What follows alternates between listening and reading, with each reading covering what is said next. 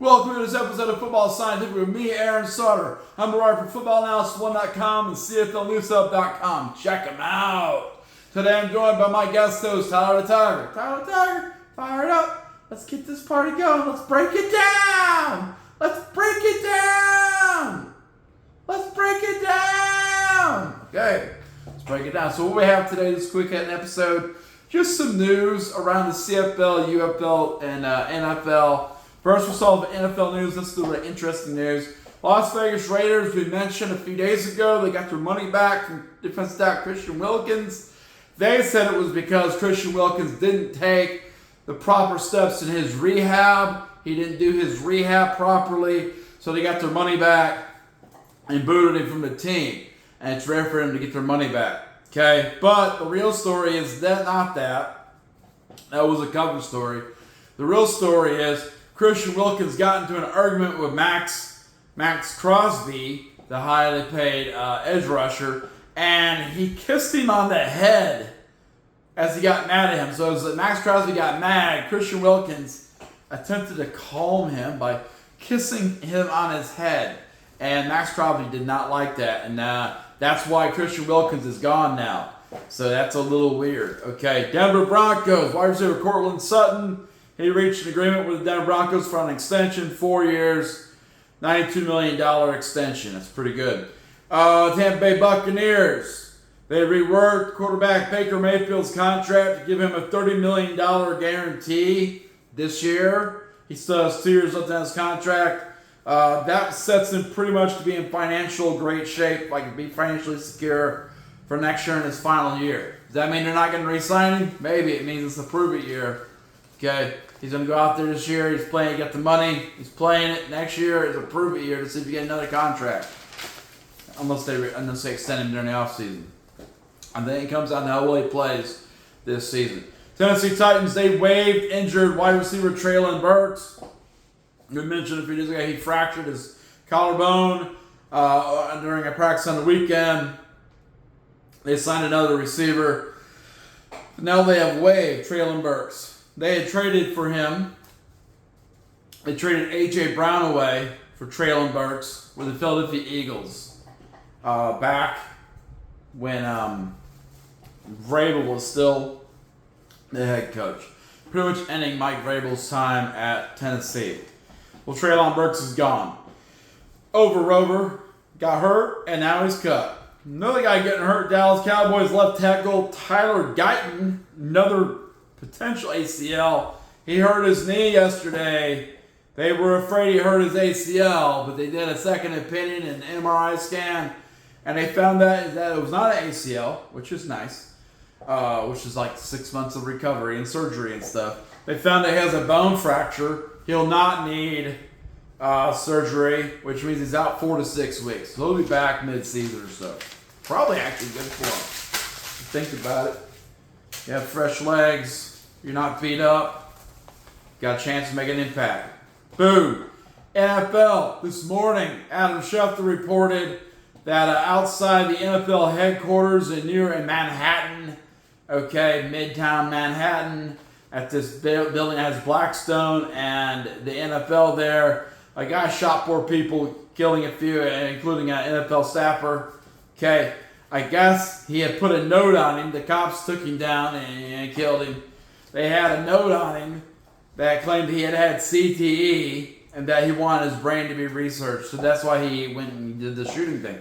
He was drawing attention, and he wanted to make sure people could learn more about CTE. I guess he did a good thing? No, I don't think so. Shooting people is never a good thing, bro. All right. Washington Commanders. They placed offensive guard Nate Herbig on the retired list. He's done. He had a rotator cuff tear last year. He's not going to come back from that. It's over, Rover. Over, Rover. Okay, Dallas Cowboys signed former Ravens cornerback Christian Matthew. They're trying to fill it where they can. Keep getting people hurt. Boom. As far as the Dallas Cowboys and Micah Parsons goes, Micah Parsons says, we're not even close, bro. We're actually further away than we were when we started this conversation. There's no negotiations going on right now. They're not close. I think this will probably be his last year in Dallas unless they franchise tag him. New York Jets, they signed kicker Nick Folk.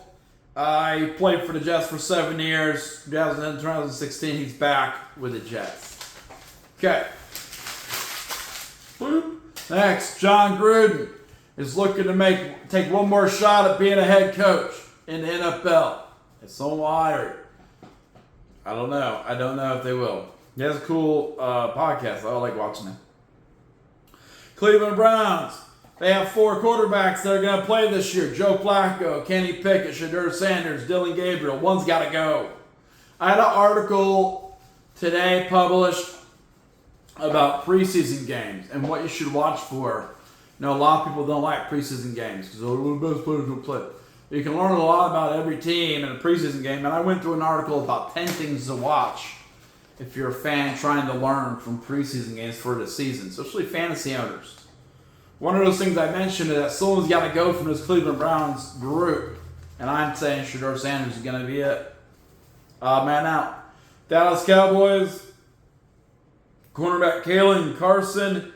Boom. Hyperextended his knee out 4 to 6 weeks, which is why Dallas had to pick up a defensive back. Okay. New England Patriots. Cornerback Christian Gonzalez. Boom. Hamstring injury. Not done, but definitely hurt. Chicago Bears rookie wide receiver Luther Burden.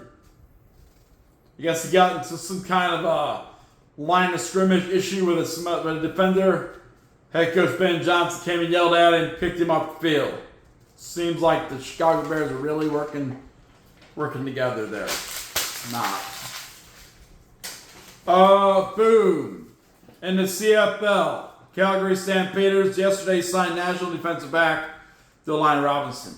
Montreal was very active. They signed national wide receiver Kasim Ferdinand, signed American wide receiver Tyjon Lindsey. They signed national defensive lineman Philippe Lemieux Cardinal, and they signed American wide receiver Jose Barbin. Okay. They added from their practice roster national wide receiver Hakeem Harris, and they moved to the practice roster American defensive lineman Sean Lemon. That's in the CFL. Finally, we have the UFL. In the UFL, Eastern Michigan denies that the UFL talked to them. The AD at Eastern Michigan denies that the UFL discussed anything with using their stadium and facilities. They would have been down with it. But instead, UFL decided to bail on Michigan.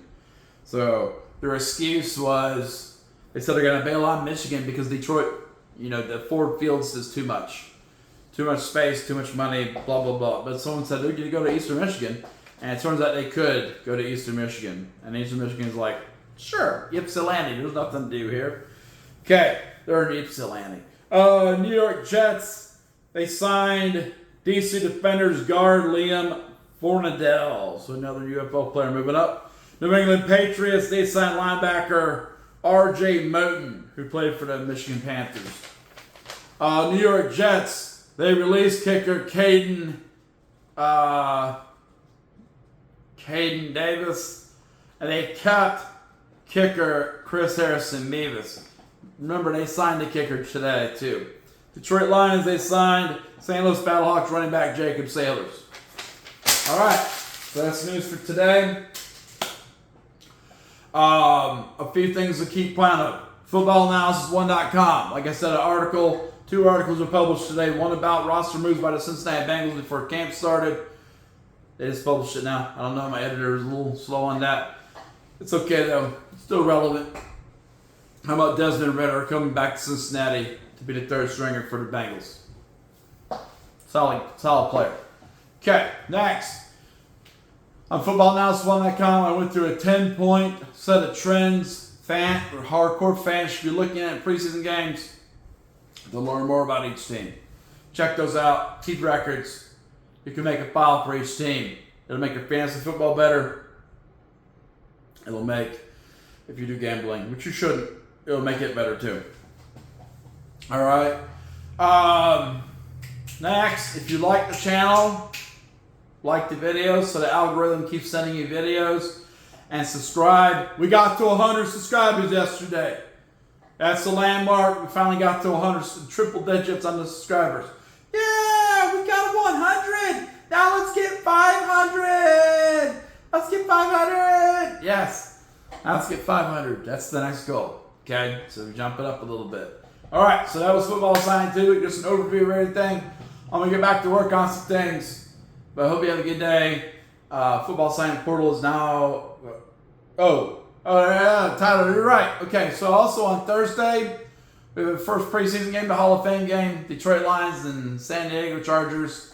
And then tomorrow we'll have predictions for the CFL.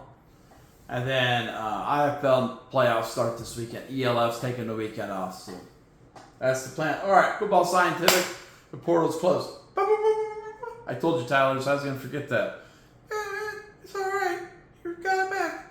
I did get it back. Thank you, Tyler, for reminding me. You're welcome. All right. That's it.